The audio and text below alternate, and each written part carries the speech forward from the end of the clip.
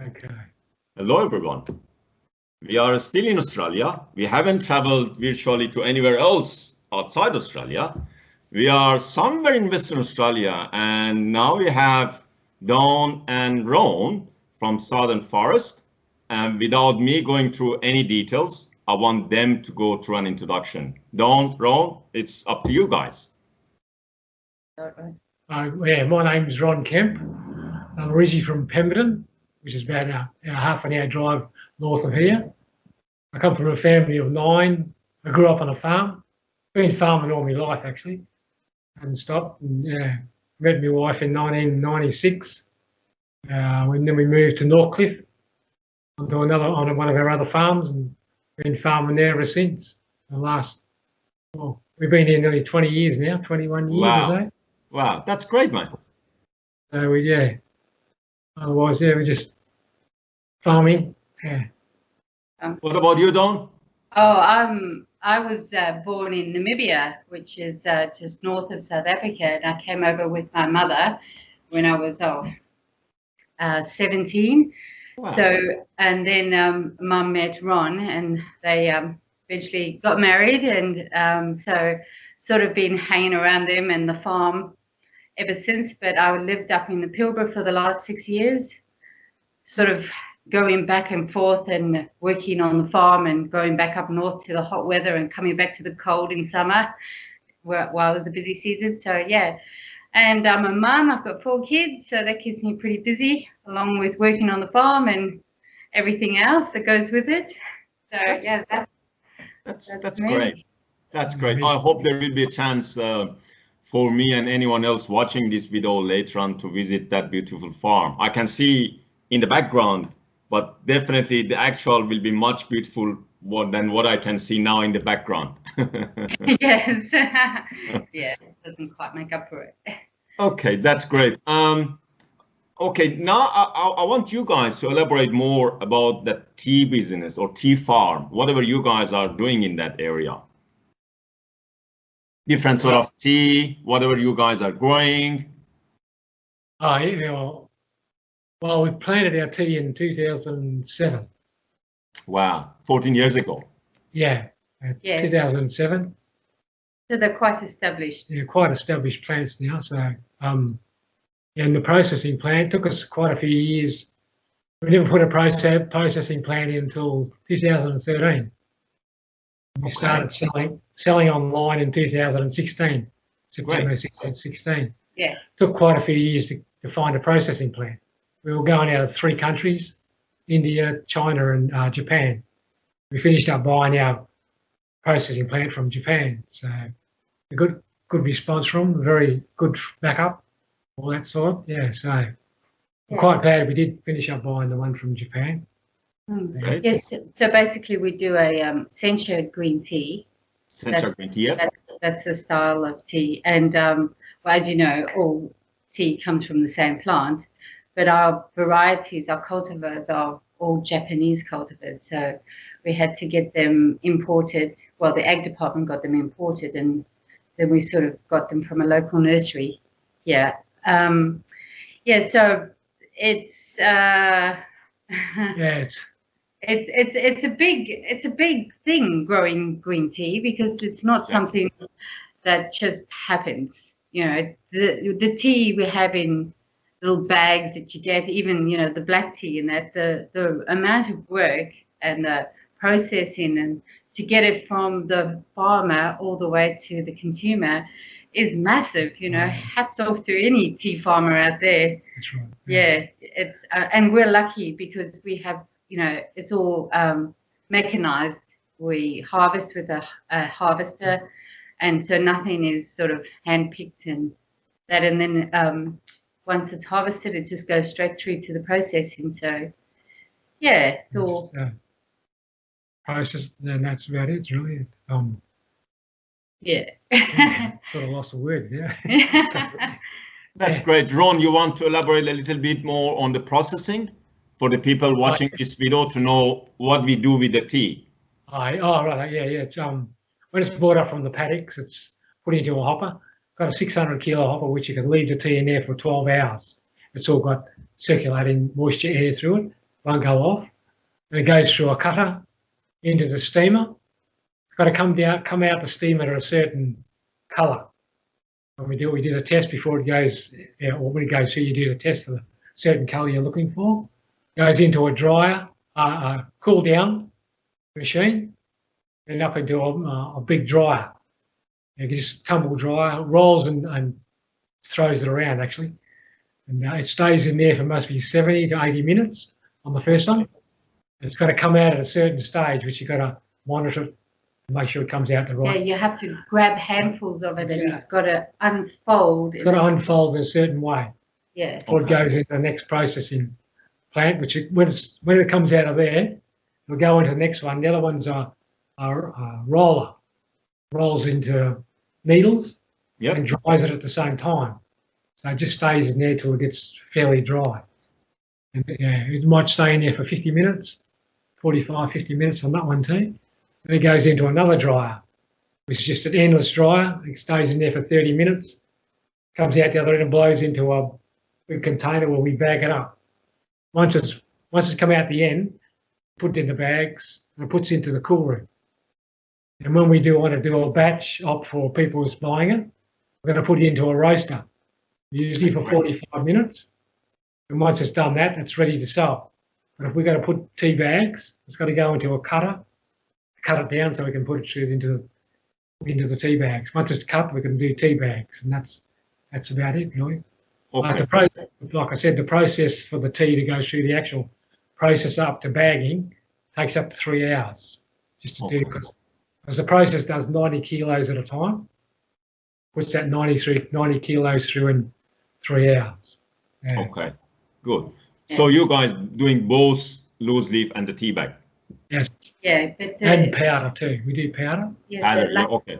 like a matcha powder. Matcha powder. Yeah. Matcha powder, yep. But because our tea is not shaded, which we might try to do next year, but that's quite a mission on its own, shading all that tea. So we call it a pure green tea powder. But yeah, essentially it's the Sencha tea that's processed, ground into a fine powder, which is kind of, I don't know, sometimes you go through phases, you go, oh, we'll go drink the loose leaf tea, and then after a while you're like, it's just powder. Because if you're trying to get out of the habit of drinking coffee, which a lot of Australians like to drink, I like to drink it like coffee, which is probably sacrilege, but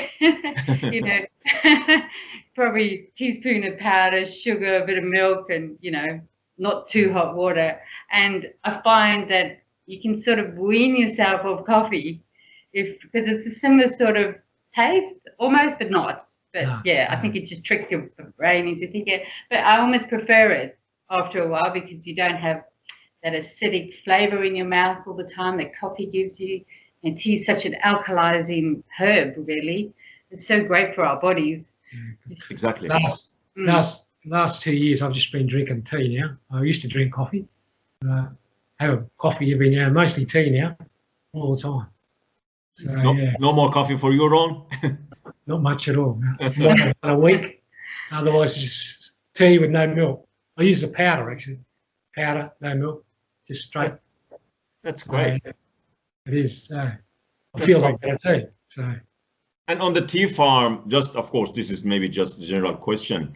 Do you guys have some sort of setup for a tour visiting the tea farm for the people or not? No, we don't have a setup. Just people ring us up. We get bus tours to ring us up. They'll ring us up and say, is it all right to bring a load of people down? Yeah. Bus tour. We say, yeah, right, come down. And then we show them around. Show them everything, how them a cup of tea. That's great. That's great. We love to visit that tea farm. Based on you guys both have a massive experience, great experience in this industry. How you see the culture, tea culture, whether this is in your area, in Australia, generally, how you see this? Is it more toward coffee, tea? How you see this? Well, I definitely think it's more a coffee-based industry. Coffee. And black tea. People like that. Well, I think of tea, they think of black tea. It's never really a green tea, and then if it is a green tea, it's not a Sencha green tea. And I just really love the lovely, smooth, mild. It's not something that has to hit you in the face. like some green tea. It's just so gentle. But I did ask this question to some of my friends. I said, so how do you see the green tea culture? And my friend said to me, what sent you? And I'm like, come on, we have a tea farm. I think there needs to be a lot more education around tea and probably also more availability. Like you said, it's hard to find a loose leaf tea in a cafe or that in Australia. Exactly. Yeah. And it needs to be, I think it needs to be introduced. We need to sort of educate people that it is a great tea. It is definitely worth drinking.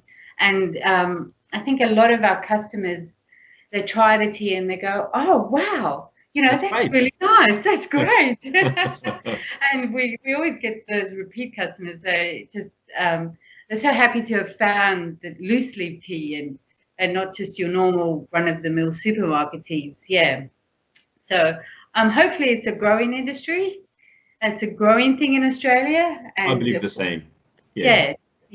Because I guess in the past it was basically just coffee and black tea and that, but we're lucky to have so many cultures in Australia, and we can learn a lot from other cultures and have that in our life, have it the Australian way, I suppose, the way we sort of like it, just to, so just throw it on the cup and drink it.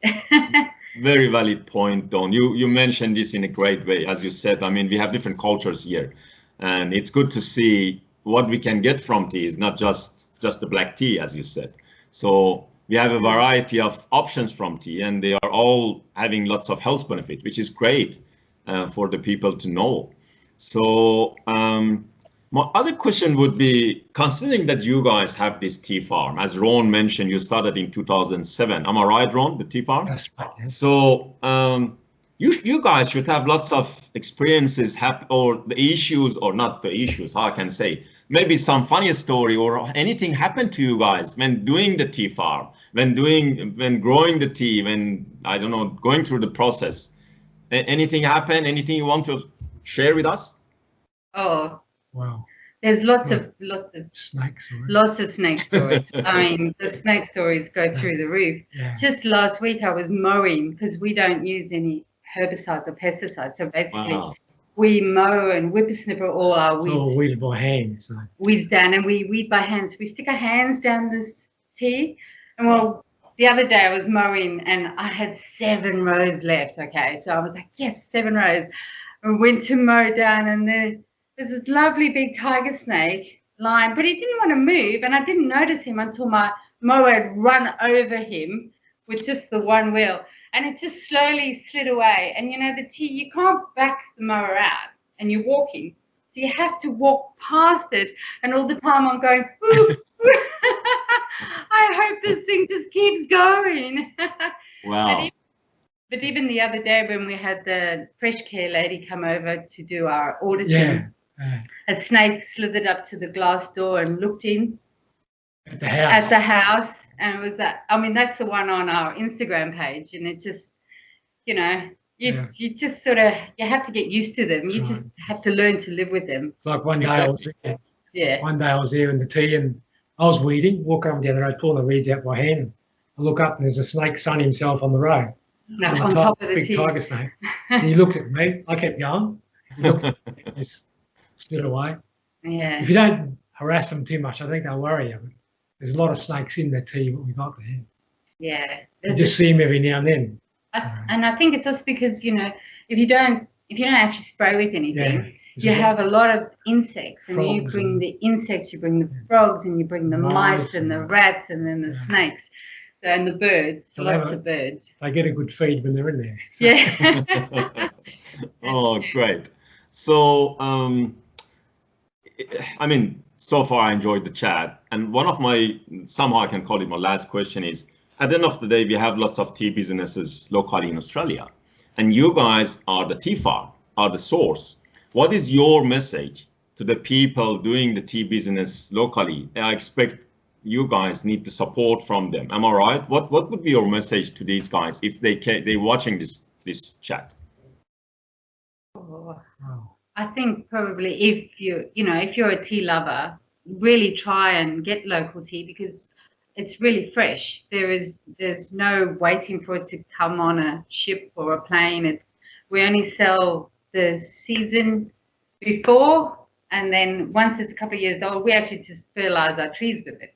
So, and yeah, we really do appreciate everyone's support in Australia, because we only target the Australian market. We only want to sell our tea to Australians because it's just such an amazing thing to do. You know, we love having people try the tea, and I see it. We found a lot of times that people, once they try it, they do like it. Yeah. So, and it's really, really good for your health. I think that's really important, because trying to get your body into an alkaline state is where we need to be, you know, to fight cancer and everything that goes wrong with our bodies, is because we're always stuck in this acidic state because of all the foods we eat.